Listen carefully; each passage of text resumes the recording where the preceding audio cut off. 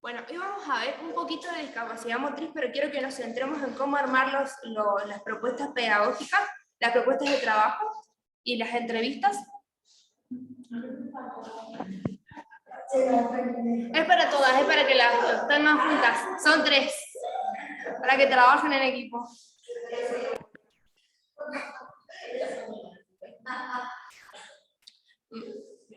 Florencia y María, al grupo de la comisión de Julio les envié 3 archivos.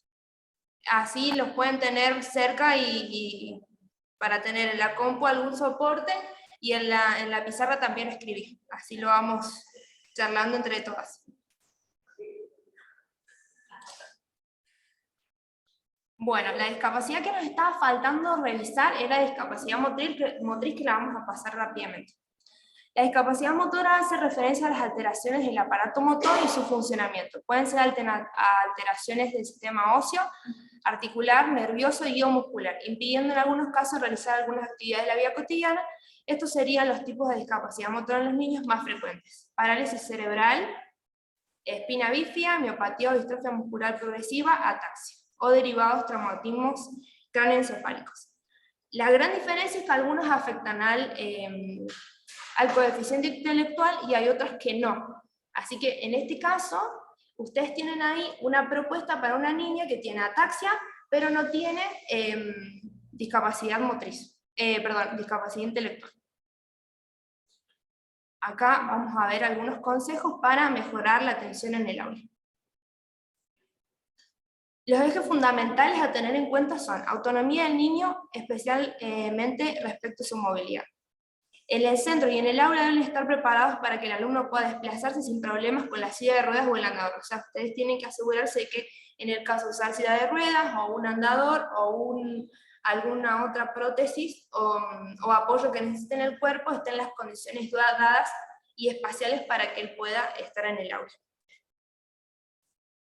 Esto supone contar con espacios amplios, rampas, ascensores, todo esto que tiene que ver con la accesibilidad que hemos venido viendo, que después lo vamos a ver también cuando trabajemos PPI con respecto a la accesibilidad, porque es algo que ustedes tienen que tenerlo en cuenta como si fuera una barrera, si está o no está presente, porque eso imposibilita que el niño pueda desplazarse libremente y autónomamente.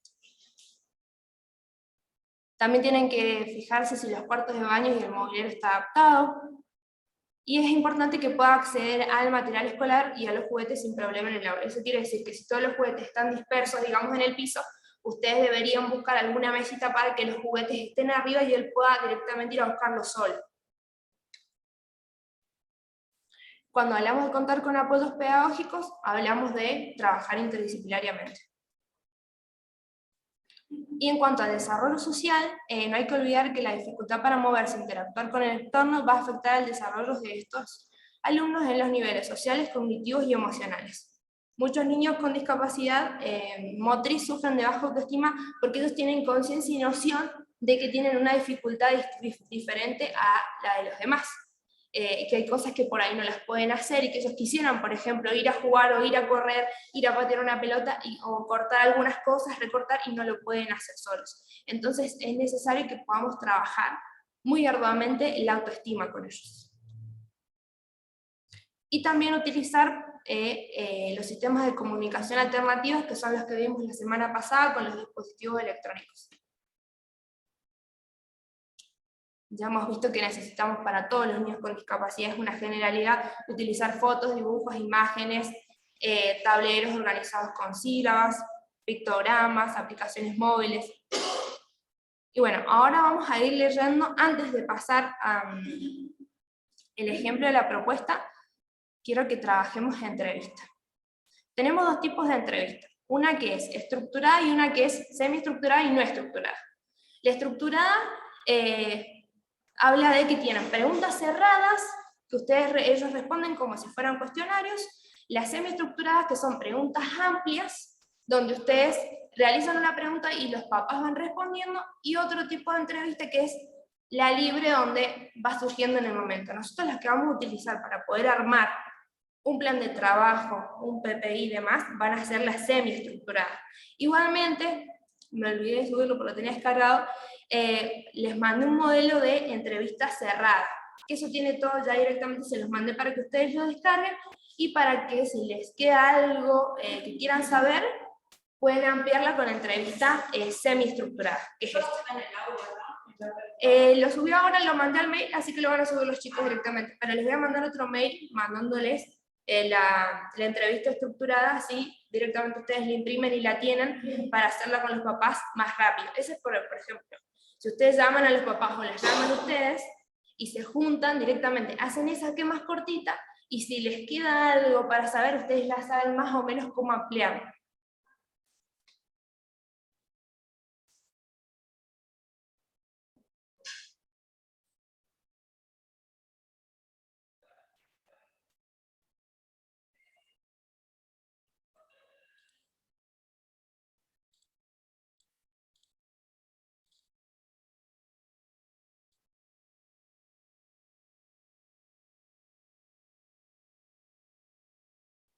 Aunque es una adaptación a Arminda Berasturi, lo sabrá Jessy, que ya lo hemos visto en la carrera, pero está buena esta adaptación porque vamos a adaptarla directamente a los niños con discapacidad y vamos a sacar, en realidad es una entrevista psicológica, pero nosotros vamos a tomar algunas cuestiones muy puntuales de esto para que ustedes puedan ampliar. Generalmente se utiliza también en educación y demás. María.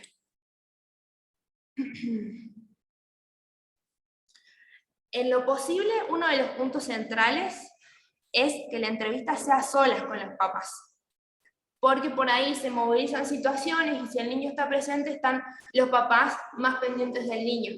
Entonces por ahí estaría bueno que en primera instancia se los cite a los dos, para charlar con los dos, y en el caso de que uno de los papás no vaya, ustedes traten de preguntar el por qué, o si hay alguna dificultad, porque eso les da una pauta de saber más o menos con quién ustedes van a tener el vínculo más cercano, el trato más cercano. Si va solamente el papá o va solamente la mamá, ustedes ya sabrán que por ahí con quien pueden contar más rápidamente es con el papá o con la mamá. Y quizás eso les va a dar una pauta de que puede haber alguna disfuncionalidad ahí entre ambos, o algo que está dificultando el vínculo entre el niño. Entonces, bueno, es algo, no es que ustedes lo van a tratar directamente, pero es para tenerlo en cuenta. Un ejemplo, tengo una nena que me manejo casi todo con el papá porque la mamá tuvo depresión postparto cuando ella nació, entonces como que todavía no puede asumir la discapacidad de la niña, tiene TEA, entonces ella está como con tratamiento psicológico y psiquiátrico, entonces como que directamente el que se encarga de todo es el papá. Entonces por ahí cuando hablamos de mamá, no vamos a poder tener un contacto. Entonces eso es algo que, si bien ustedes se van a encargar de, si se encargan en la escuela, bueno, no van a necesitar, digamos, tanto contacto, pero sí estaría bueno que ya a poquito, si a ustedes les parece, ir involucrando a la mamá en esas situaciones, preguntarle a ella, o tratar de establecer algún vínculo para acercarlas un poco más, por ejemplo, en este caso. O también, si trabajan directamente en la casa, como acompañantes en la casa, también es necesario que ustedes sepan esto.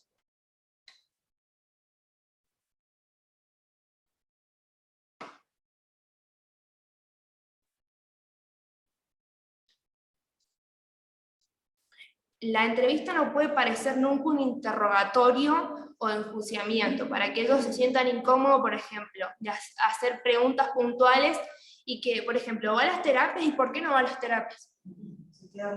Claro, con ese tono, por ejemplo, ¿va a algún tipo de centro terapéutico y si te dicen que no, o sea, tratar de hacer preguntas no por sí o por no. Por ejemplo, ¿ha hecho terapia alguna vez? O, por ejemplo, después del CUT les sugirieron que fuera algún tipo de terapias, entonces ellos se van a explayar, hay papás que no tanto y hay papás que sí, pero bueno, la idea es que ustedes lo sepan, pero que no suene tan chocante porque es como que les estás preguntando y justo le das por ahí en la falla donde ellos no estaban tan listos quizás en un principio para llevarlo, porque cuando, por ejemplo, te dan que tiene nace y tienen que empezar todas las terapias de uno, por ahí los papás van más en automático y directamente lo hacen porque es lo que hay que hacer. Pero, por ejemplo, en el caso del TEA o alguna dificultad en el aprendizaje más tardío, es como que hay por ahí una dificultad de los papás para ser conscientes de esa discapacidad que apareció y que no sabemos cómo manejarla, quizás se han demorado un poco en ir a las terapias. Entonces después pueden sentir culpa de que no llevaron a los niños a las terapias, y bueno, para que ellos no se sientan así desde un principio, a tenerlo en cuenta también. Hay que tender a aliviar la angustia y la culpa que la enfermedad o conflicto del hijo despierta. Para eso, asumirse desde un primer momento el papel de acompañantes del hijo y hacernos cargo de la discapacidad y de las condiciones que le acompañan. Esto es en un primer momento de la entrevista. Después más abajo, les puse un contrato que ustedes tienen que leer para después poder hablar con los papás y entonces tengan todas las pautas. Si bien pueden hacerlo hablado, no necesariamente tienen que los dos firmar un contrato, pero para que los papás sepan desde un primer momento qué sí se puede y qué no se puede para manejar las expectativas y para manejar las demandas en cuanto a ustedes, porque si un niño, por ejemplo, no va a terapias y ustedes lo tienen en la escuela, los papás van a tener expectativas de que avance un montón, y ustedes no pueden hacer en 2 horas y media al día, si bien se avanza bastante, no pueden hacer todo lo que por ahí tiene que acompañarse desde las terapias y desde la escuela, y posiblemente quizás el niño no tiene los papás no tienen una hora social o algo así, que pueda, o no tienen el trabajo como para poder afrontar esa situación. Entonces la idea es no hacerlo sentir mal.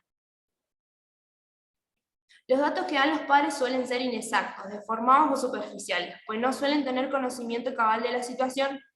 Esto lo dice así el texto, pero yo le hice la adaptación abajo, y durante la entrevista olvidan parte de lo debido a causa de la angustia que esto provoca. Si bien es un texto sobre entrevista psicológica, lo esencial a tomar en este apartado es que podamos diferenciar la información puramente descriptiva, o sea, lo que los papás nos dicen que este niño es en cuanto a síntomas y condiciones y demás, y otro con respecto al aspecto emocional. Por ejemplo, los que los papás hablan, interpretan y significan de sus hijos o hijas. Por ejemplo, no le gusta estar mojado, y capaz que en el jardín se llenó de agua hasta acá y no tiene ningún problema. Entonces por ahí los papás, en esto de querer interpretar lo que les pasa a sus niños o niñas, nos cuentan algo y ustedes tienen que tener en claro que ese niño no es tal cual sus papás lo dicen. Nosotros vamos a tener una entrevista primero con el papá, y después, a partir del trabajo en el campo, es que ustedes van a ir conociéndolo más. Y entonces por ahí, esto que nos decían los papás, bueno, en la escuela no están así, o en la casa no están así. Entonces tienen que tener en cuenta que esta primera entrevista es para conocer a los papás y conocer parte de los que ellos ven de su niño. Y después, bueno, van a ir conociéndolo y contrastando esta información. No posible que el niño haga lo contrario a lo que dicen los padres muchas veces, ¿no? Puede ser, por ejemplo, no sé, no se comunica o tiende a comunicarse y capaz que solamente lo interpretan los papás de esa manera, y para el resto no podemos interpretarlo. Por ejemplo, no sé, o acá en la casa no se comporta así, y vemos que en la escuela tiene excesivos berrinches, o que pega, o que no sé, o puede decir insultos o malas palabras, porque las ha copiado, que eso puede pasar también. No, pero debe ser en la escuela que lo aprendió. Sí, por lo general Por lo general pasa así. Y con la discapacidad pasa igual, porque ellos son más propensos a captar, digamos, esas situaciones donde son cosas para el resto, pero están llenas de situaciones no habilidosas socialmente, por ejemplo, las malas palabras. Entonces, no, pero en la casa no lo haces. O no, les conté el ejemplo de que tenía un pacientito que comía todos los elementos sin diferenciar qué era comestible y qué no era comestible. Entonces yo les decía a los papás, no, porque acá se come los calones, la punta de los fibrones, ahora empezó con la masa, y la idea es que trabajemos en la casa para que él pueda diferenciar lo comestible y lo no comestible. Ay, pero acá no lo hace. Entonces bueno, pero puede ser que la escuela tenga más estímulos, por eso lo hace en la escuela, pero no te pregunto porque, por ejemplo, si a él le gustó la crema de enjuague cuando lo estás bañando, no tiene inconveniente en comérsela o metérsela en la boca. A esto me refiero con que no diferencia lo comestible de lo no comestible. Entonces ahí como que lo pones en jaque al papá o a la mamá diciéndole, no te lo digo porque acá no lo hagas, seguramente que no, porque en la escuela tiene más estímulos. Pero eso no quiere decir que lo que está haciendo en la escuela no lo haga acá en la casa, sino que ustedes acá es uno solito, allá son un montón, y tiene un montón de cosas que agarrar y que tocar y que le llaman la atención. Acá en la casa posiblemente el jabón, el shampoo y todo lo tienen lejos de su alcance, o algunos otros elementos, pero si lo dejáramos solo con todos esos elementos de la mesa, se los comería igual. Entonces por eso a esto hoy, que son las impresiones de los papás, lo que ellos interpretan de lo que es un niño, y lo que nosotros vamos a conocer después. Posiblemente muchas cosas encajen, pero al mismo tiempo esto también nos posibilita que nosotros tengamos una aproximación del niño para poder armar un plan de trabajo, que si bien los planes de trabajo no dicen, es como que nosotros ahí en el plan de trabajo hacemos una aproximación para poder empezar a trabajar durante el año. Entonces no conocemos bien al niño, sino que necesitamos una entrevista para también armar algo que sea, en las obras sociales por ahí son muy jodidos. Entonces necesitamos armar bien un plan de trabajo que para eso sea factible, o sea, que el niño necesita. Y por ahí yo les sugeriría que si ustedes ven que es súper sociable, pongan que tiene alguna dificultad en la socialización. O sea, lo ponemos así para que después ustedes tendrán otro plan, pero digamos, el plan de trabajo por ahí tiene que decir estas cuestiones para que las obras sociales los aprueben y no hagan lío con eso. Igualmente el pedido médico siempre está, o sea, todas las personas con discapacidad tienen derecho a tener a su integrador, a su auxiliar, a su acompañante, tienen derecho a tenerlo, pero siempre las obras sociales por ahí agrandan un poquito más la cuestión. Y también van a ver, cuando veamos la clase que viene, el informe mensual, o sea, trimestral, ahí van a ver que cada vez que nosotros hablemos del niño, vamos a hablar siempre poniendo sus fortalezas y las cosas que él puede hacer. Nunca vamos a delimitar lo que él no puede hacer. Si ponemos, por ejemplo, en proceso o trabajándolo, pero nunca vamos directo a poner, por ejemplo, imposibilidad para tal cosa, que no puede hacer tal cosa. Siempre ponderando las cosas que él ha hecho que puede hacer, aunque nosotros veamos que es súper chiquitito, pero eso ahí vamos a tener que afinar el ojo y ver, bueno, en cuanto a nuestras expectativas, lo que queríamos hacer, qué es lo que realmente pudo hacer el niño, y dónde vimos nosotros que realmente se esforzó en eso, porque tienen predisposición para aprender y nosotros lo vamos a ir viendo. En cuanto al motivo de consulta, ya sabemos que el motivo de consulta es conocer más sobre un niño o niña, porque nosotros estamos consultando a los padres, preguntándoles si quieren tener una entrevista con nosotros. Es un motivo de consulta que viene dado por las dos partes, porque también esta entrevista es necesaria para que ellos puedan estar seguros acerca de con quién están, para transmitirles seguridad, para que sepan que están en buenas manos, digamos, con su hijo, y para que las conozcan también mejor a ustedes. Por eso es que no solamente van a hacer una entrevista que tenga que ver con solo preguntas para los niños, acerca del niño, sino que también ustedes van a abrirla para que los papás les pregunten a ustedes, para conocer qué expectativas tienen, y después armar ese contrato que más adelante vamos a ver. ¿Y qué es lo común que nos preguntarían a nosotros los padres? Si tienen experiencia, por ejemplo, trabajando con niños, o preguntarían qué tipo de horarios disponibles tienen, o si están dispuestas a cambiar un pañal o no, por ejemplo. En este jardín que les estuve hablando, todos los 2 niños, son 5, 4 usan pañal, tienen de entre 3 y 4 años. Entonces, vienen 3 horas, por ahí van a tener que cambiar un pañal en ese caso. En ese horario, a alguno le toca una medicación, sí le podemos dar, si el padre lo autoriza. Si el padre lo autoriza, sí, pero generalmente se les pide a los papás que busquen horarios. Generalmente las medicaciones, o sea, excepto que sea un antibiótico, se le pide que esté fuera del horario de la escuela por las dudas siempre. Excepto que sea una cosa muy puntual, pero generalmente, por ejemplo, las medicaciones que son psiquiátricas, se las toman en la mañana muy temprano, o antes de ir a las terapias, o antes de ir al jardín, generalmente. Es para reguladores en general son. Nunca les toca entre medio de la mañana, digamos, o muy temprano o al mediodía. ¿Y en una escuela nos podemos negar? En una escuela sí, pueden negarse. Si es un niño más grande, se llaman los papás. Pero la edad ahora de 3, 4 años. Sí, pueden negarse. Si ustedes quieren negarse, sí, o sea, en caso que hagan un acompañamiento. Por ahí sí, en este caso, fueran al jardín a trabajar como seño auxiliar, es como una de las pautas. En ese caso sí tendrían que hacerlo, porque una de las reglas de los maternales es que no puedes entregar a ningún niño sin el cambiar pañal, o sea, tenés que entregar limpio, con el pañal cambiado, alimentado y todo. Ustedes ya sabrán, ustedes saben y conocen que eso tiene que ser así. Así como entra el niño tiene que salir. Entonces, eso es en general, y después, bueno, vamos a ver el acta. Ahora vamos a la propuesta de apoyo, no, propuesta pedagógica.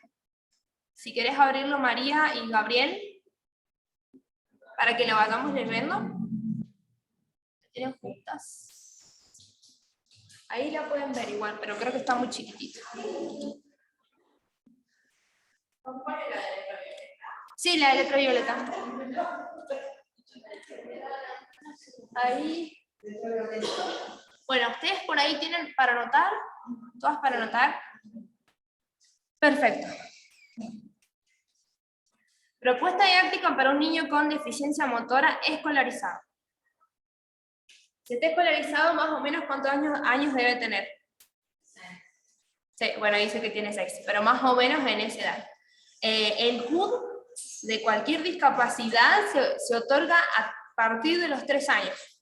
O sea, si un niño tiene, todavía no le han dicho que tiene TEA con el CUD, le van a decir que tiene principios de trastorno del espectro autista, posiblemente. En ese caso no va a tener CUD, por eso generalmente los mandan a las guarderías, a los jardines maternales, porque todavía no tienen el CUD, y muchas obras sociales, por más de que lo tengas a los 3 años, al CUD te empieza a cubrir a partir de los 4, que es la escolarización obligatoria. Entonces no te cobra a los 3, pero sí te cubre a los 4. Cuestiones de las obras sociales.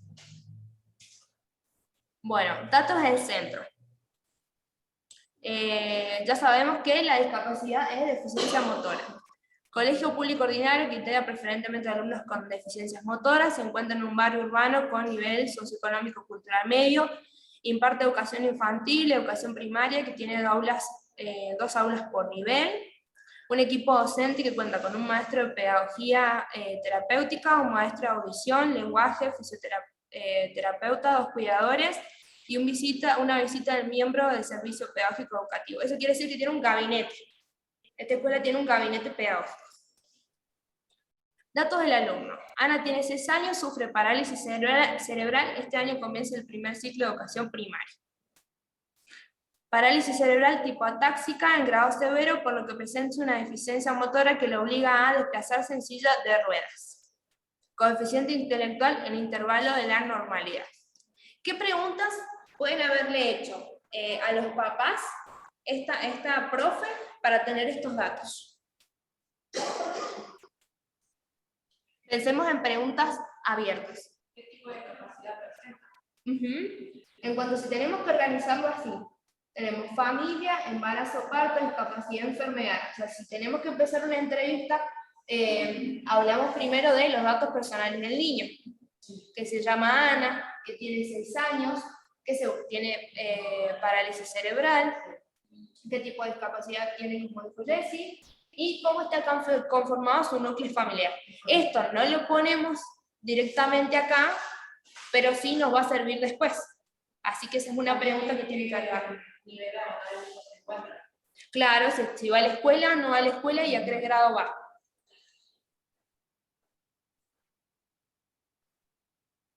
¿Qué más? Entonces ya preguntamos, pero antes de la escolarización,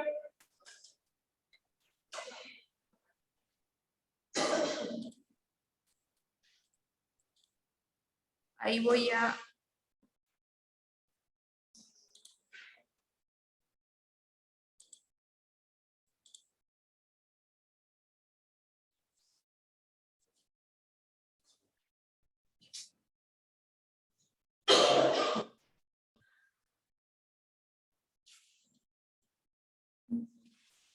Ahí se ve bien más o menos.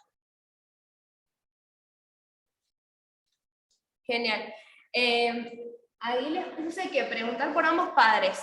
Cuando lean la adaptación del texto de Verasturi, siempre preguntan mucho por la mamá.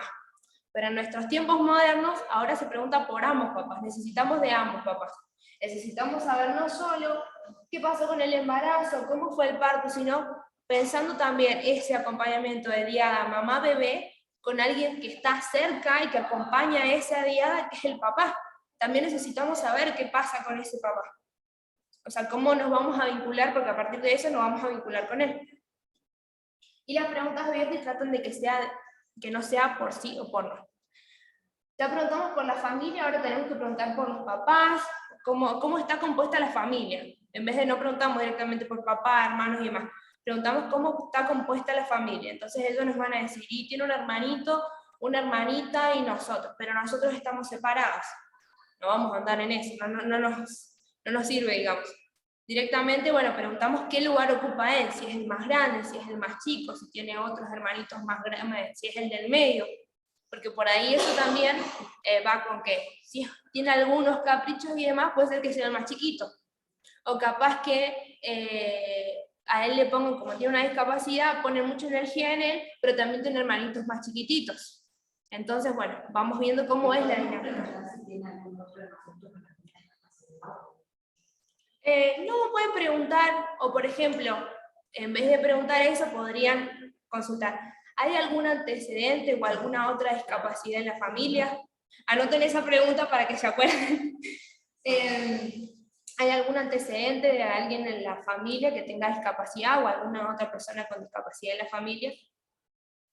Porque si tiene otro hermanito, bueno, estos papás están sumamente colapsados con muchas necesidades.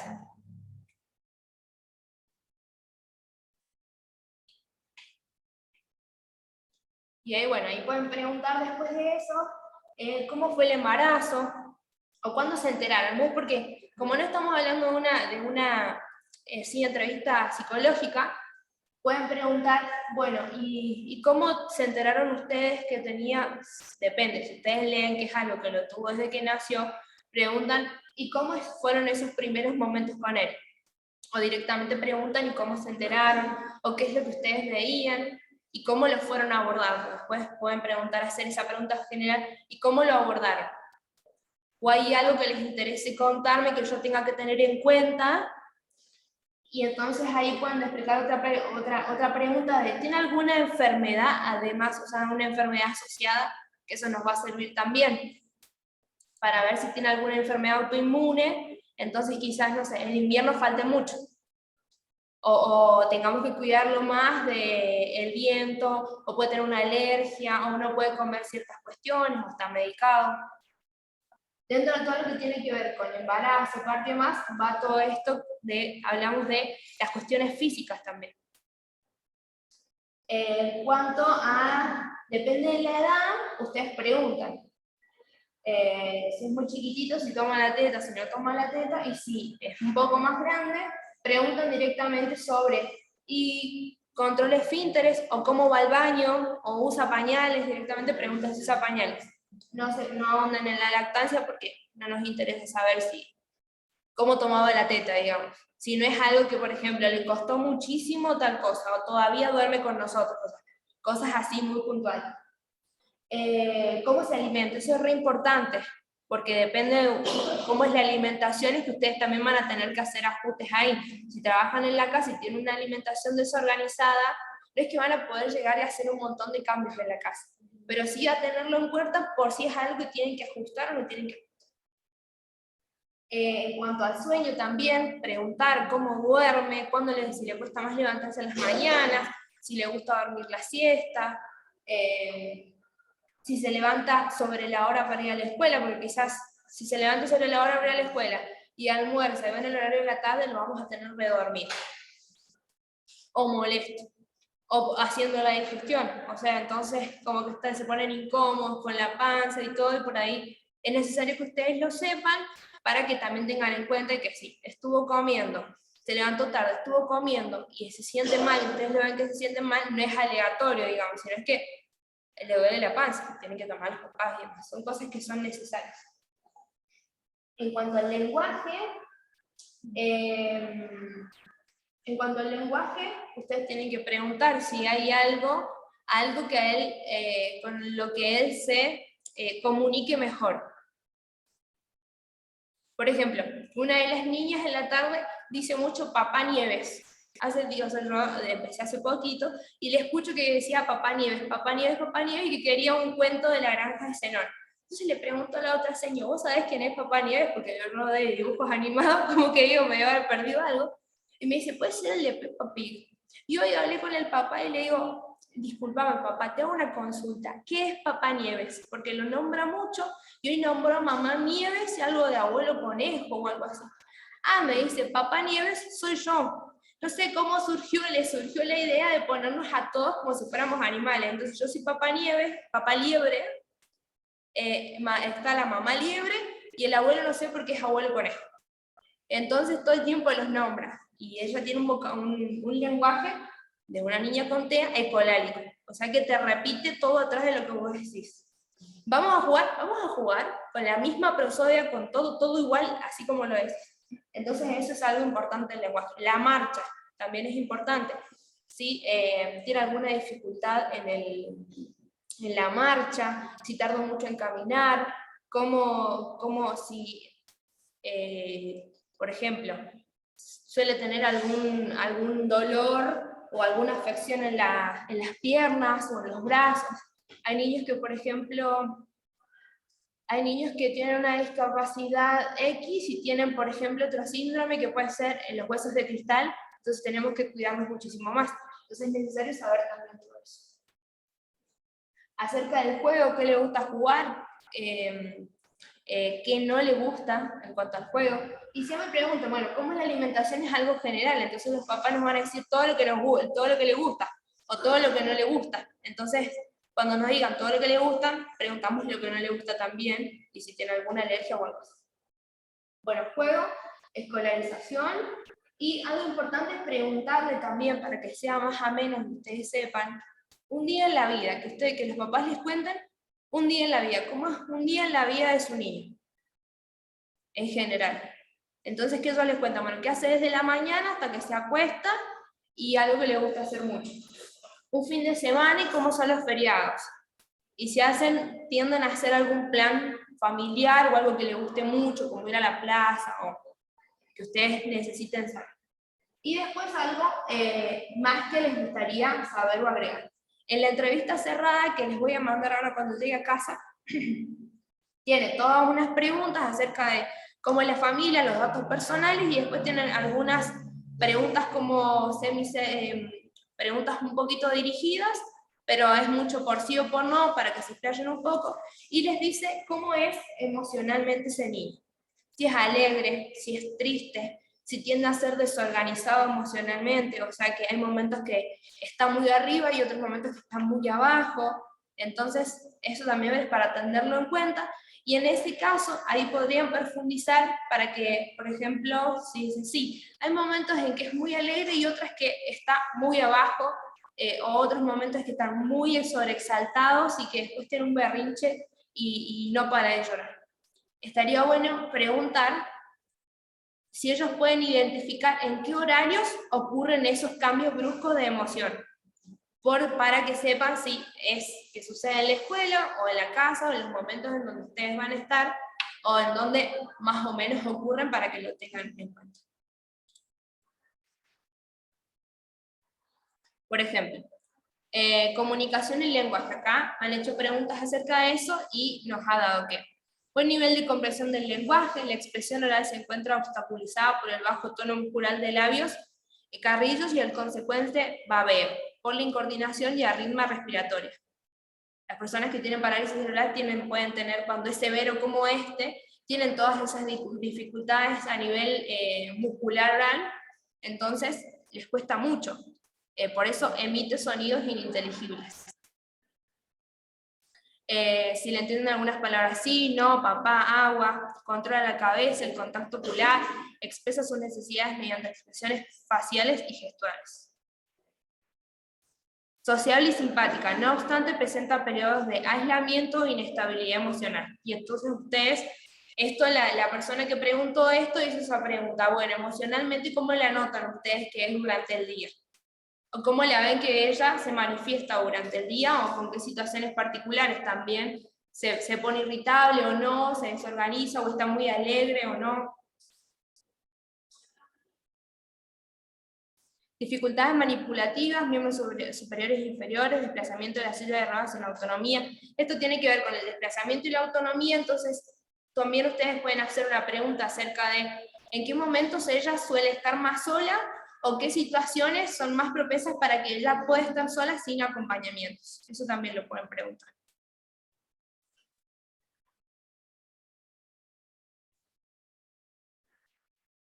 También, con respecto al lenguaje, si tenemos un niño que todavía no ha adquirido el lenguaje, posiblemente tenga que utilizar estas adaptaciones de comunicación.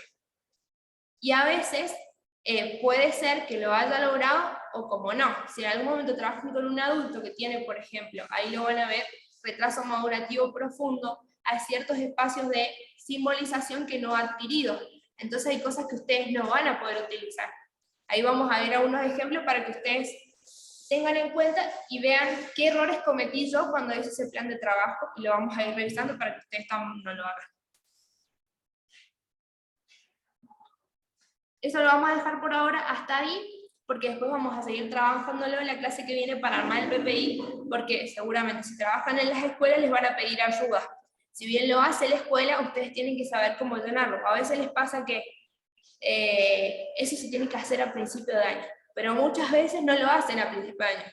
Yo siempre planteo que sea en abril, que porque cuando empezamos en marzo es el mes donde ellos hacen repaso del año pasado. Entonces en abril es cuando ustedes ya lo han conocido por un mes y pueden plantear una planificación, pero muchas escuelas esperan hasta último momento, entonces no saben cómo hacerlo y terminan haciendo una planificación donde ya han trabajado todo el año en diciembre y nadie sabe cómo hacerlo. Entonces ustedes tienen que salir a suplir esa falta, entonces es necesario que lo puedan hacer.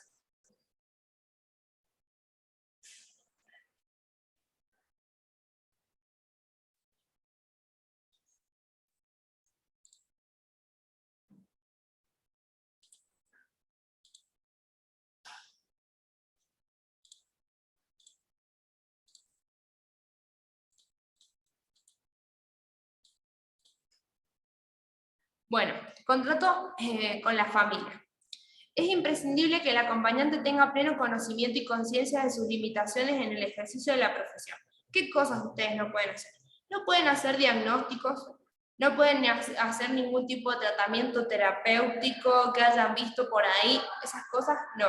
Solamente nos limitamos a acompañar en la escuela o en la casa y teniendo en cuenta ciertas pautas, por ejemplo, cuestiones fuera de horarios no, las salidas tienen que tener un porqué. Si bien por ahí nosotros les facilitamos, en el caso de trabajar en la casa, facilitamos los espacios para que los papás puedan descansar un ratito, eso no quiere decir que nos sobrecarguen con 10 horas.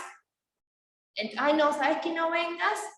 Excepto si a ustedes les sirve. Eso es una cuestión de si a ustedes les sirve. Pero si, por ejemplo, no vengas en toda la semana y venite el sábado y el domingo. Generalmente los acompañantes, excepto que sea puntualmente algo esencial, lo hacemos, pero traten de que sean las menos situaciones posibles, porque si no se termina desvirtuando el trabajo terapéutico semanal por solamente un cuidado asistencial el fin de semana, que no tiene ninguna, no se corresponde con el trabajo. O hacemos asistencia domiciliaria en la casa el fin de semana, o hacemos un trabajo que implique planificar, que sea interdisciplinario, que sea para que el niño trabaje toda la semana, porque si esa es su función y terminamos yendo el fin de semana nada más, todo lo que se tiene que trabajar no se trabaja. Y nos encontramos con un niño que no ha adquirido, que no hemos reforzado nosotros en la semana lo que se tenía que reforzar a nivel interdisciplinario. Por eso hay que tener bien diferenciadas las situaciones en las que vamos a trabajar. Obviamente que este es un curso y que no podemos ver todo y no podemos cumplir con todos los roles. Por eso les sugiero que se sigan formando y que elijan qué es lo que a ustedes les gustaría hacer. Si les gusta hacer integraciones escolares, si les gusta, por ejemplo, hacer asistencia domiciliaria porque les parece mejor, o sea, ir solamente el fin de semana o en algunas situaciones para apoyar familiarmente, y cuidar a esa persona, o si les gustaría hacer acompañamiento terapéutico en la casa, que tiene que ver con acompañar a las terapias, organizar un plan de trabajo interdisciplinario con las terapias. Eso ustedes van a ir eligiendo qué es lo que les gusta más de hacer esto. A mí, por ejemplo, me gusta más la integración escolar. Me parece mejor, me parece más lindo, lo he hecho también en las casas, y también en un principio me pasaba que me costaba poner esos límites, porque los papás, ay, bueno, puedes venir porque tengo que ir, y yo, bueno, sí, está bueno, o sea, te hago el favor, y después eso se termina desvirtuando, y te convertís en niñera. Entonces cuando tenés que exigirle a los papás, che, me parece que por acá no es, o que podemos cambiar el horario, entonces es como todo en función de lo que necesitan los padres para salirse un ratito de la situación. Entonces no podemos exigir el lugar que nos corresponde. Entonces esa cuestión es difícil gestionarlo por ahí, porque obviamente si un papá nos dice, y necesito con urgencia esto, sí, te ayudo, para eso estamos, pero también, digamos, no permitir que se desvirtúe. Por eso siempre tener pautados qué cosas vamos a hacer y qué cosas no vamos a hacer. Por eso tenemos que estar en pleno conocimiento y conciencia de nuestras limitaciones y hasta dónde sí y hasta dónde no, y a veces también para aprender a decir que no, porque la tarea con las personas con discapacidad es que estamos muy pegados en la vulnerabilidad de una familia y de una persona, y eso nos llega directamente con lo que nosotros somos como personas. Entonces cuando alguien más está vulnerable, ¿qué hacemos las personas cuando alguien más está vulnerable? Tratamos de ir a acompañarlo, de ir a ayudarlo. Imagínense una persona que está en constante vulnerabilidad. Lo querés ayudar todo el tiempo, pero eso también, ahí terminás eligiendo el caso, eligiendo a la familia, y no poniéndote en primer lugar vos, que sos una profesional y que también te tenés que cuidar para que no sea tan desgastante también la demanda para con los otros, porque cuando de repente ustedes quieran poner un límite, ay no, pero es la mala, y la verdad que no, porque así no me sirve. Entonces, la idea también es negociar los espacios donde ustedes pueden ir. Un poco sí lo que la otra persona necesita, y otro poco también ustedes cómo se van a acomodar, porque si tienen un caso que todo el tiempo le están cambiando los horarios, con un solo caso, por ahí uno suele tener unos 2 o 3 para trabajar bien y poder sustentarse económicamente. Con uno solo que te estén rotando todo el tiempo, por 2 horitas, o venite y mañana te aviso a qué hora venís, no, tiene que haber un horario. Bueno, no solo interviene la capacitación, la subjetividad del sujeto juega un papel importantísimo en el rol que ocupa. Creer que por ser acompañante se puede llevar a cabo cualquier acompañamiento es simplemente cuestión de ego. Uno también tiene sus limitaciones. Hay quizás discapacidades con las que ustedes no van a querer trabajar, y está muy bien. Es que sí o sí tienen que trabajar con alguna en particular, o con los casos más severos, o porque por decir no. Por ejemplo, me preguntaste, Jessy, si sí o sí tenés que cambiar pañales, o te puedes negar. Claro que te puedes negar, y no sos mala profesional por negarte a hacerlo. No querés, punto, final, digamos. Yo, por ejemplo, cambio pañales, pero tengo amigas que no, y son excelentes profesionales. Entonces eso va con la persona, si uno quiere o no quiere, pero no tiene nada que ver con ser buena o mala profesional. Y eso es algo que ustedes tienen que saber también, porque no tienen que permitir que los demás las juzguen por si no quieren hacer algo. Quizás no quieren viajar hasta cierto lugar, o no hacer tal cosa. No está mal tampoco. Es necesario tener en cuenta que el dispositivo de acompañamiento no es el mismo en cualquier patología o caso clínico, o sea que son distintos. Hay algunas que necesitan más. Bueno, tenemos esquizofrenia, adicción, discapacidad física, tercera edad, niños, en cuanto a los acompañamientos, ¿no? Nosotros nos vamos a centrar en niños. Ser consciente de las propias limitaciones es la base del profesionalismo y la ética. Es importante seguir los siguientes pasos antes de tomar un caso para poder sostener con total responsabilidad un acompañamiento. Lectura de historia clínica o informe psicológico del paciente. Eso también ustedes pueden pedirlo. Los papás generalmente si quieren se pueden negar, pero ustedes están en total derecho de pedir una historia clínica, o de pedir los informes de los médicos, o de pedir el PUD. Hay algunos papás que tienen como una representación ahí inconsciente que se les mueve de que sí. Por ejemplo, nosotros le pedimos los números de los demás terapeutas, vamos a armar una alianza en contra de ellos. no es tan así, no se muestra tan así, pero lo van a ver con algunas actitudes. Por ejemplo, ¿me podrías pasar el número de la psicóloga, de la fono, así lo coordino? No te lo pasan nunca. No te dijeron que no quieren, pero no te lo están pasando tampoco. Entonces pasan esas situaciones también. Entrevistar con el familiar a cargo, que es lo que estamos viendo, y la supervisión, que generalmente, no en todos los casos se hace, pero la idea es trabajar interdisciplinariamente. Siempre ir por ese lado. Algunas personas que les encanta trabajar solos. Yo siempre digo que en discapacidad no se puede trabajar solos, porque necesitas de todos, y por ahí, para mejor soporte, es mejor eso, porque si vos necesitas comunicar algo, y la fono y la psico piensan como vos, es más fácil que solamente estás sosteniendo vos esa situación. De acuerdo al análisis de la información recopilada, es que el acompañante decide tomar o no el caso y establece el tipo de abordaje. Y estrategia siempre dentro de un encuadre domiciliario o escolar. Ambos no. O van a la casa o van a la escuela. Eso de, no, ya terminó el año, pero terminó antes, ¿querés venir a cumplir las horas que te faltan de la escuela en la casa? No.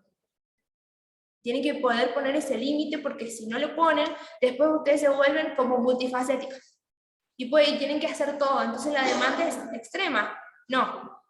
Yo trabajo, si hago integración escolar, trabajo de marzo a diciembre, y por ejemplo, si el niño termina en noviembre, porque no se lleva materias, porque para eso son las adaptaciones, ustedes diciembre, o lo mismo que las vacaciones de julio, se cobra completo, porque ustedes trabajan la tarea sostenida de todo el año, no trabajan por hora en el caso de hacer integraciones, trabajan por módulo, y en diciembre, por ejemplo, implica hacer informes, y acompañar al niño, no sé, a los actos escolares, y que ese acto escolar implica que ustedes hayan practicado, hayan hecho un montón de otras actividades, que el niño haya podido cerrar todos los trabajos prácticos y ciclos que tiene que hacer. Entonces no se trata de horas para facilitarle a los papás. Por eso, o es integración escolar, o es acompañamiento en la casa. Las dos cosas no, porque si no se desvirtúa y ustedes terminan después haciendo todo, no pudiendo poner límites, y se van a terminar desgastando y no se valora su tarea, que es lo esencial que tenemos que hacer en discapacidad, que se valore nuestra tarea, porque poner límites es muy difícil y nos lleva tiempo. Bueno, ninguna actividad a realizar debe estar por fuera de dicho encuadre, así que ustedes después deciden qué es lo que quieren hacer. Es necesario tener en cuenta que por lo general nos encontramos con familias desbordadas, por lo tanto es imprescindible realizar un acta de acuerdo con la misma. Si quieren, pueden hacerlo. Directamente ustedes toman de este modelo que está acá y lo pueden armar ustedes para con los papás. Acta de acuerdo, contrato con la familia. Paciente, ahí se estipula el paciente, la obra social o la empresa a la que van a trabajar, qué tipo de prestación, los datos del familiar y los datos del prestador que serán ustedes. Donde conste el lugar y días y horario del acompañamiento, que se va a trabajar con el paciente y de qué manera, delimitar la función acompañante para evitar demandas y exigencias que no corresponden ni al dispositivo ni al rol. No se deben realizar nada que esté afuera del acuerdo, a no ser que sea pactado previamente y autorizado. Firmar las partes prestando conformidad. Las salidas con los pacientes deben ser terapéuticas, o sea, si hacen en la casa, tienen que tener un motivo del por qué hacen esas salidas. Si van a tomar un helado, tiene un motivo. Si por ejemplo los papás le piden, y este fin de semana vamos a ir a tal lugar, ¿te gustaría acompañarnos para que fuéramos todos juntos y vos puedas encargarte de Juana, por ejemplo, para que vayan a hacer algo distinto y vayan a caminar mientras nosotros? ¿A ustedes les parece que esa salida es factible y provechosa para esa niño o niña? Lo hacen, no hay problema. Si después, por ejemplo, sí o sí las quieren llevar para todo el fin de semana, ahí se desvirtúa un poco la cuestión, porque terminan siendo niñeras y no es terapéutico. Una cosa es una salida de un rato o mediodía, y otra cosa es todos los fines de semana.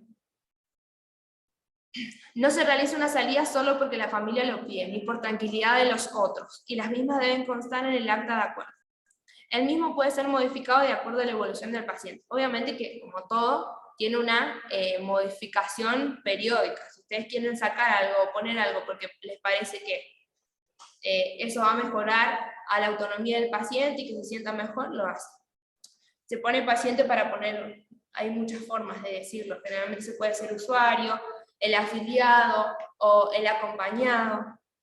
A mí me gusta más el acompañado. Y nuevamente firmado con el consentimiento de las padres. Este acuerdo debe presentarse con el presupuesto y el plan de trabajo. Y ahora vamos a ver los planes de trabajo. En todos los casos se trabaja siendo par y parte de un equipo interdisciplinario.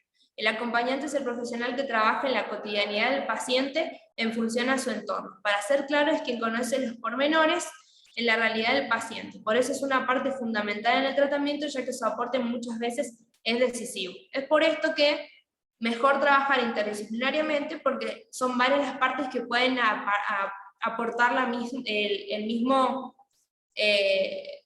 misma conclusión a que se llegó para hablar con los papás. Si es uno solo, depende. No siempre son los papás difíciles, sino que yo les estoy planteando situaciones donde por ahí tienen que tomar una decisión o van a estar un poco más ajustadas o presionadas. Hay papás que son reaccesibles y que no van a tener ningún tipo de inconveniente con esto. Es importante mantener la comunicación y reuniones con el equipo, presentar informes y consensuar el cambio de estrategias. Pueden presentarles informes. La escuela les pide, por ejemplo, si hace integración escolar, un informe por trimestre. Pueden hacerlo así. Ahora con la pandemia cambió todo, entonces por ahí costaba entregar las libretas. Antes se manejaba de una manera distinta, la libreta al fin del trimestre y un informe al lado. Así nos manejábamos antes. Ahora, por ejemplo, es el informe anual. Pero ustedes, depende de qué tipo de papá tengan, pueden darles una devolución, por ejemplo, este mes trabajamos esto, o pueden hacer un informe ustedes y se lo dan al papá. O en el caso que, por ejemplo, los papás tengan que ir al neurólogo o a otro tipo de terapias, seguramente les van a pedir un informe. Pero ustedes siempre ofrezcanlo. Si necesita papá un informe o si necesita mamá un informe, no duden en pedírmelo, o si necesita saber algo en específico, y siempre comuniquen todo lo que pasa. Si bien no, si vemos que es algo habitual, por ejemplo, un berrinche a tal hora, en el caso de que no sea manejable durante una semana o dos, una semana ya es algo que tiene que comunicarse. Pero si ustedes ven que un día o dos, por alguna situación especial se lo habla con el papá. Hay papás como que si todo el tiempo los estás llamando porque lo tenés que retirar al niño, porque está haciendo un berrinche, y por ahí habla de la dificultad que tiene ese profesional para poder hacerse cargo de la crisis que está sosteniendo el niño. Entonces por ahí ustedes evalúen si es como para llamar a los papás o como para que no. Traten de verlo ustedes, pero eso lo van a ir adquiriendo con la práctica también. Es algo que ustedes van a ir dándose cuenta, a ver hasta dónde es tolerable y hasta dónde no, y hasta dónde el niño no da más. Por eso quería también mostrarles esta experiencia en el jardín, porque se van a encontrar con estos chiquititos que son como lo más explosivo y por ahí lo más donde le tengan que poner mucho el cuerpo, y entonces en estas situaciones se van a encontrar un montón. Después de esto, hay un montón de cosas mucho más sencillos y más accesibles, entonces por ahí está bueno por ahí arrancar con lo que más impacta, para que después lo otro sea un poquito más fácil. Para ver si ellos quieren hacer preguntas. También, esto también es algo, una cuestión de, no sé, es como muy subjetivo. Por ejemplo, el otro día se probó una serie y estuvo 2 horas y se asustó y se fue. Y no son, y yo cuando los vi, digo, no he tenido casos más terribles, o sea, pero es cuestión de todos los años que uno va adquiriendo experiencia. Pueden tocar un año unos niños muy tranquilos, que se sostienen, ¿no? Y otros a veces un poco, capaz que ese mismo niño pasó a otra etapa del desarrollo y está un poco más complicado que en otros momentos, o quizá el cambio de medicación, son muchas cosas que pueden pasar. Pero la discapacidad sí implica ponerle el cuerpo, pero si es lo que te gusta y es donde te sentís cómodo, lo vas a saber sobrellevar. Solamente es tener paciencia. Bueno, algo que sí tienen que tener sí o sí es saber que la relación con el niño, con la familia, es asimétrica. No son amigos, no son familia. Y una herramienta de impacto visual que pueden utilizar es un amo, una chaqueta o un guardapolvo. Úsenlo, porque eso también les da un cierto tipo de autoridad y diferenciación. de que ustedes no son la amiga, la compañera, la niñera, sino que es alguien que va a prestar un servicio para mejorar la calidad de vida de esa persona. Entonces, o ambos, la parte de arriba del ambo, o si van a la escuela, una chaquetita. Incluso, bueno, si no tienen ambos, pueden ir con la ropa común, depende, porque cuando yo hacía asistencia domiciliaria, no iba deportiva y salíamos a caminar y todo, pero no llevaba. Esto después lo aprendí después, porque en mi primera experiencia no tenía tantos conocimientos, sino que hice los cursos y me largué de una, y entonces cosas que iba aprendiendo y me iba formando después, pero como que en primera no sabía algunas cosas. Por eso también les quise traer mis primeras propuestas para que las podamos corregir.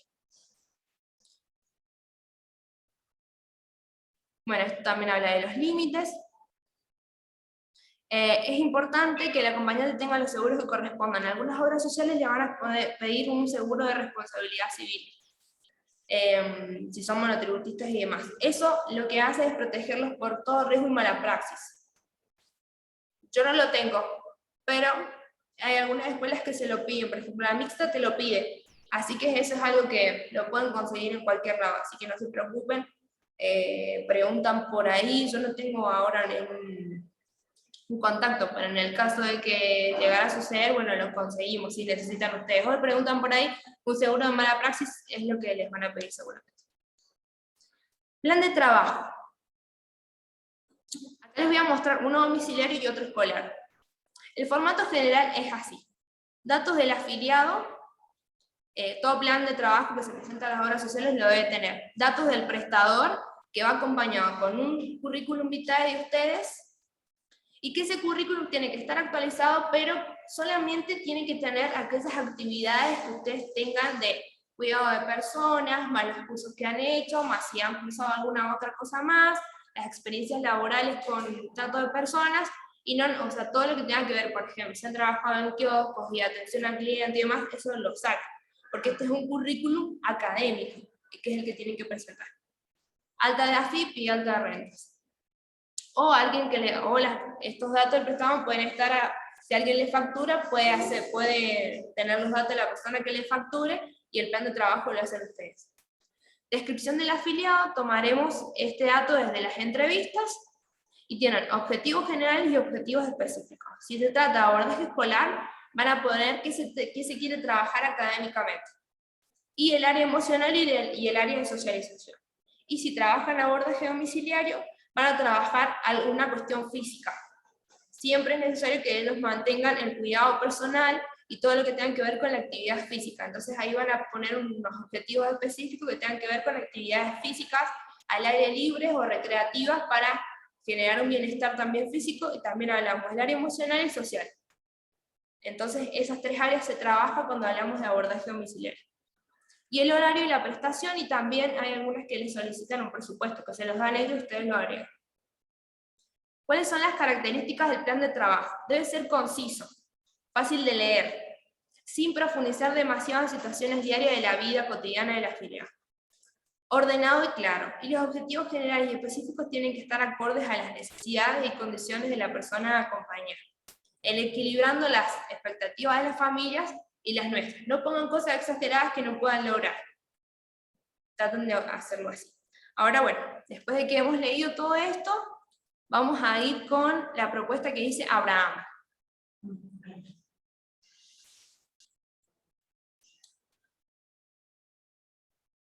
Bueno, dice, la presente propuesta terapéutica tiene como fin delimitar las diferentes áreas de trabajo y sus pertinentes actividades, como así también fijar el presupuesto anual correspondiente a dicha prestación. Datos del paciente, y ponen todos los datos del paciente y el diagnóstico.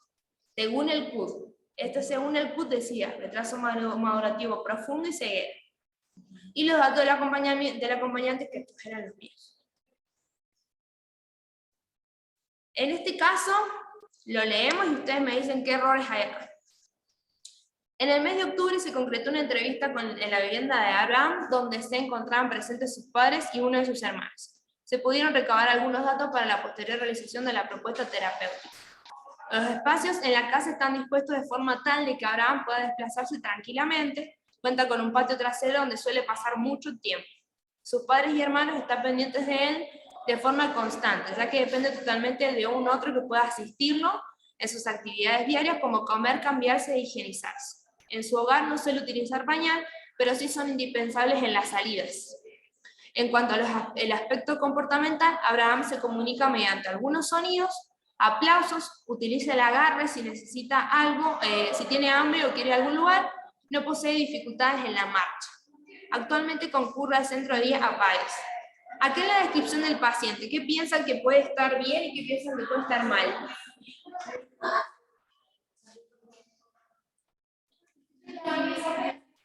Si tiene que ser claro, conciso y que no tiene que profundizar tanto, no se tiene que profundizar tanto en la vida cotidiana del paciente.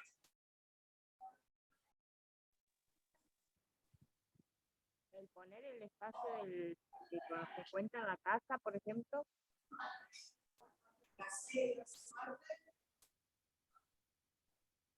Ahí está. ¿Cómo, María? Los espacios con los que cuenta la casa es necesario ser tan detallista. Sí. Claro, tanto detalle no. Yo acá, por ejemplo, era una de mis primeras propuestas, entonces yo le puse mucho detalle, porque estaba acostumbrada a lo descriptivo en ese momento de las observaciones que yo hacía en la facu. Por ejemplo, en octubre se concretó una entrevista. No se pone, por ejemplo. Sí, por ejemplo, se pone la constitución familiar, por ejemplo, Abraham tiene tantos años. Su familia está constituida por tantas personas.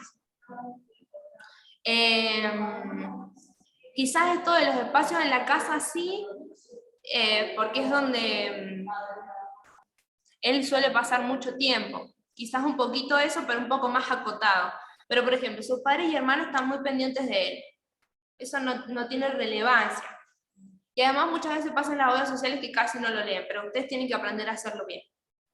Eso depende totalmente de un otro que pueda asistirlo, eso sí, porque al ser ciego y al tener un retraso madurativo profundo, no puede simbolizar algunas situaciones. Por ejemplo, yo podía decirle, bueno, ahora levanté el pie y levantaba el pie para cambiarlo, o intentaba como levantarse el pantalón, pero no podía del todo.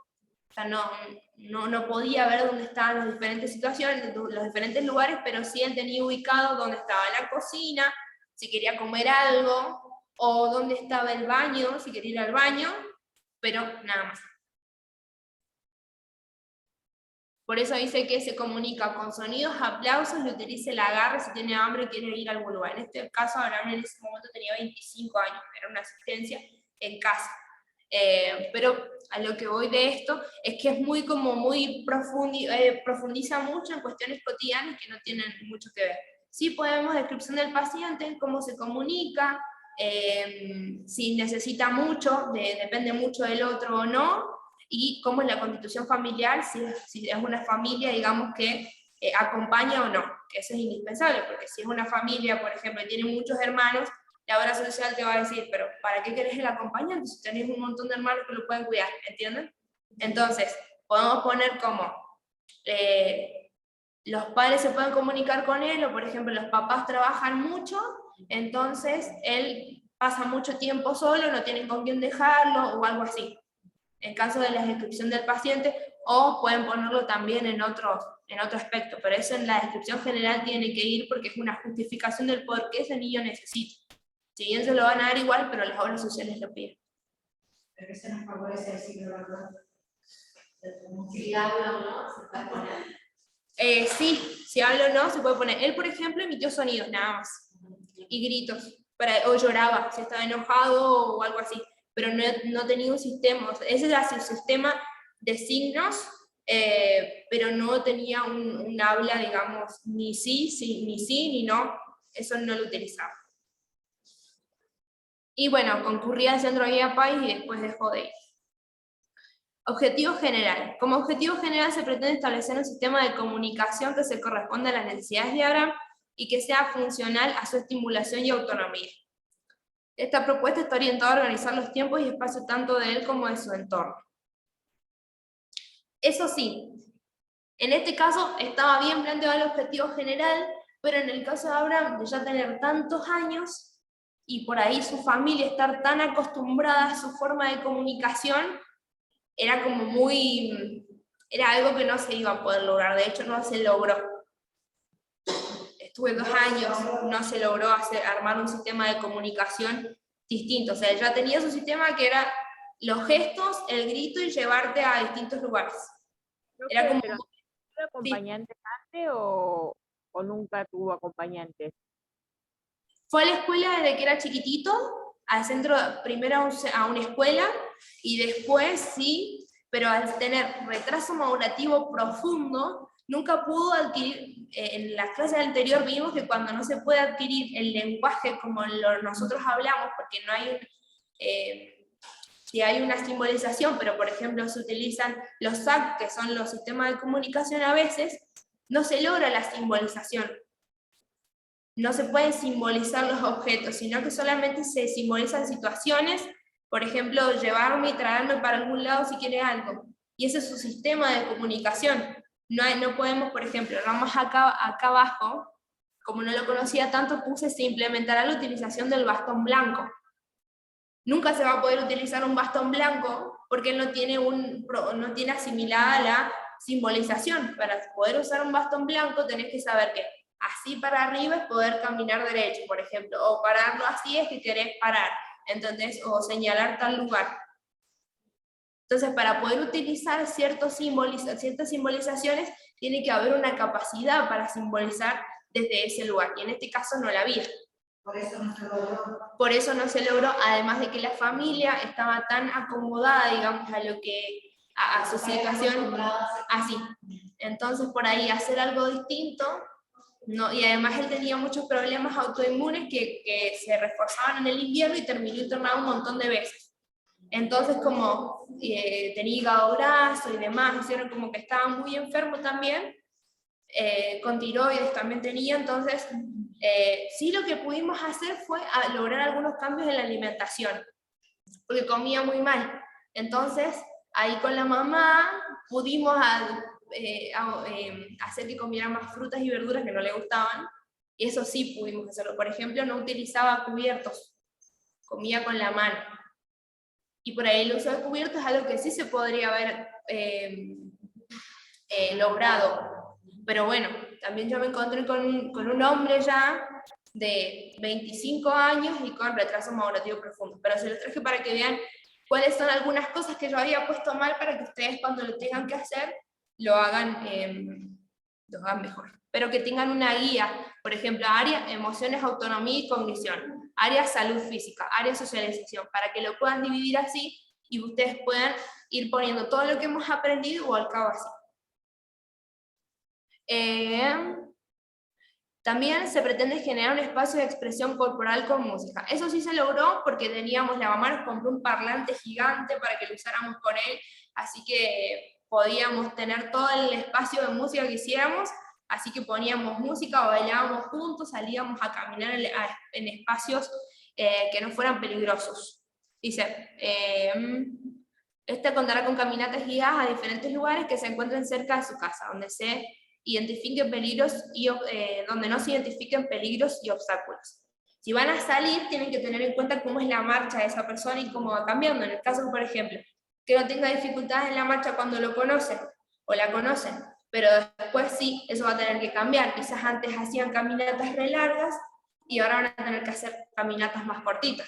Quizás los padres quieren que sigas haciendo caminatas largas para que llegue más cansado, pero después se queja de algún dolor. O quizás, por ejemplo, de estas internaciones salió con un tono muscular más débil, entonces no podía caminar como antes. Entonces son situaciones que uno va acomodando en esa planificación, y en ese año que hizo, después en las obras sociales les piden un informe del año anterior de cómo lo trabajaron, o qué cosas pudieron cumplir de esto y qué no, y uno nuevo, y en función de las cosas nuevas que van a ver. Se trabajará con elementos concretos que incrementen la capacidad sensorial receptiva, olores, sabores, tactos. Intentábamos cocinar juntos, o yo cocinaba algo y le iba dando para que él probara, para que tuviera ciertas sensaciones, o por ahí algún juguete sensorial. Indispensable crear hábitos que hacen a la higiene y a la alimentación. Él sabía ir al baño solo. Pero, por ejemplo, y sabía también, había aprendido a abrir el bidet para lavarse. No se secaba solo, pero sí lo había podido hacer. O sea que del todo, o sea, no es que no había nada de simbolización de algunas situaciones, sino que no las podía verbalizar. Pero en otras situaciones, como ir a algún lugar, sí o sí necesitábamos bañar. Bueno, y acá, bueno, el presupuesto. Y ahora les voy a mostrar el otro modelo, que este es propuesta de integración escolar. Por ahí lo tienen.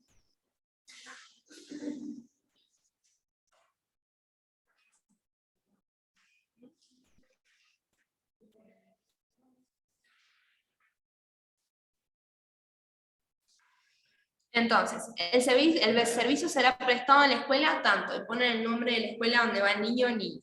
La beneficiaria se encuentra concurriendo a dicho establecimiento cursando el primer año de la escolarización primaria. Su diagnóstico ha sido establecido como síndrome de Apert y se ha sometido a la niña a diferentes intervenciones quirúrgicas. Acá ya aprendí a hacerlo un poco mejor, más corto, más conciso y que tenga cuestiones muy básicas sin profundizar demasiado. Entre ellos se encuentran las operaciones de mano destinadas a solucionar la condición de sindactilia, que es cuando tienen todos los deditos pegados.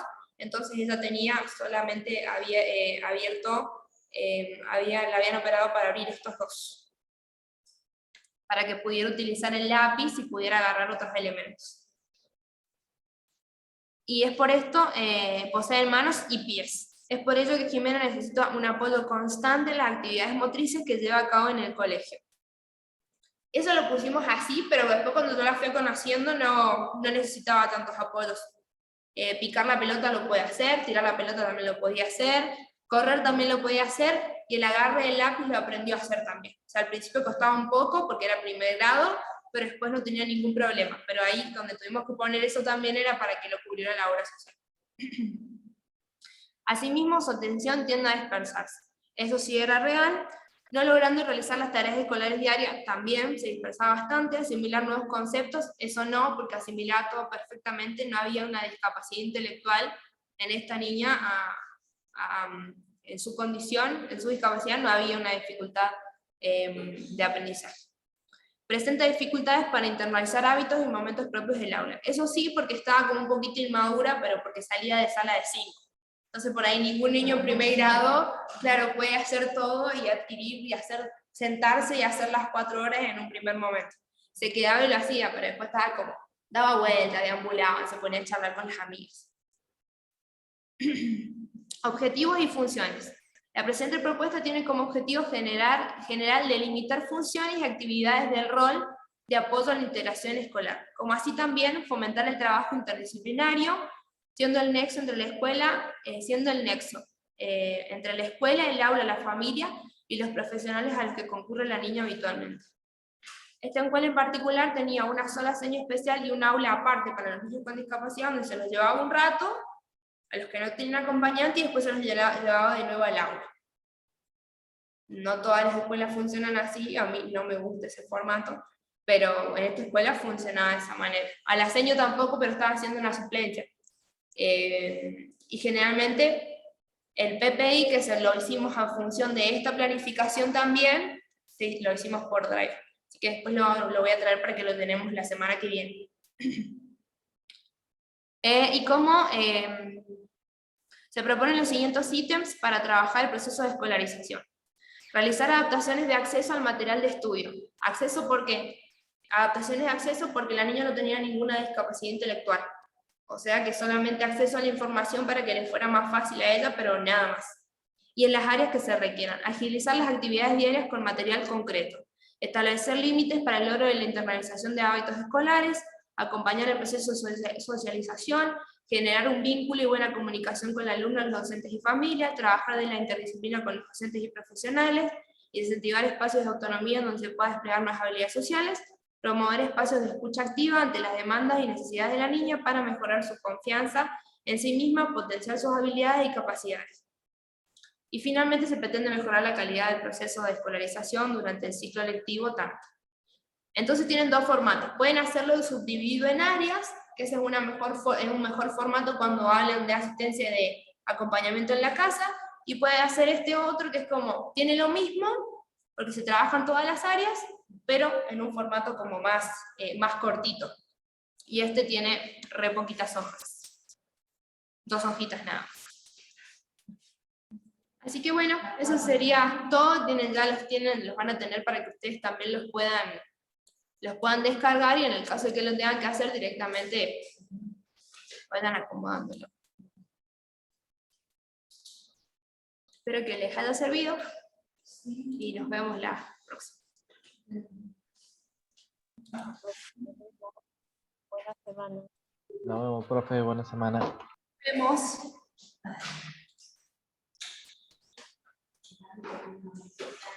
Sí.